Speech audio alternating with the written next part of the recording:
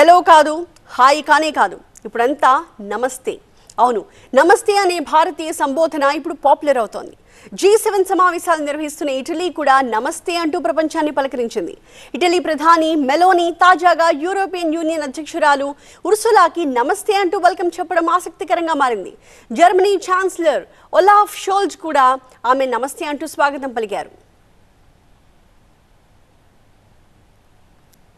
ముఖ్యంగా కరోనా జమానా నుంచి నమస్తే పాపులర్ అయింది.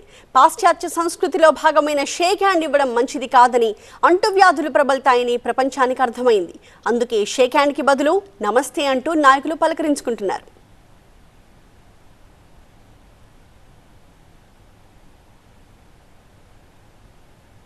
మరోవైపు ఇటలీలో ప్రధాని మోదీకి ఘన స్వాగతం లభించింది.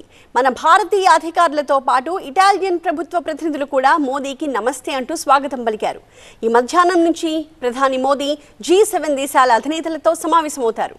మొత్తానికి నమస్తే అంటూ పలకరించడం ఇప్పుడు ప్రపంచంలో సరికొత్త మర్యాద, సరికొత్త ఫ్యాషన్, సరికొత్త ఆరోగ్యకరమైన పలకరింపుగా మారిపోయింది.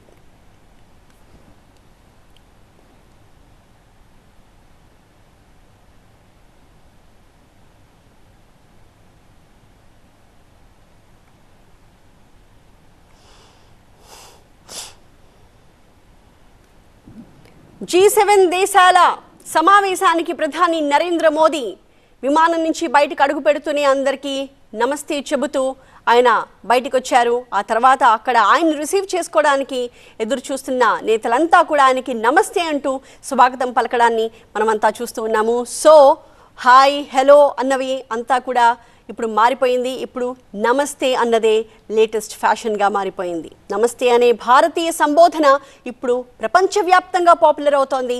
G7 సమావేశాలు నిర్వహిస్తున్న ఇటలీ కూడా నమస్తే అంటూ ప్రపంచాన్ని పలకరించింది. ఇటలీ ప్రధాని మెలోనీ తాజాగా యూరోపియన్ యూనియన్ అధ్యక్షురాలు ఉర్సులాకి నమస్తే అంటూ వెల్కమ్ చెప్పడం ఆసక్తికరంగా మారింది.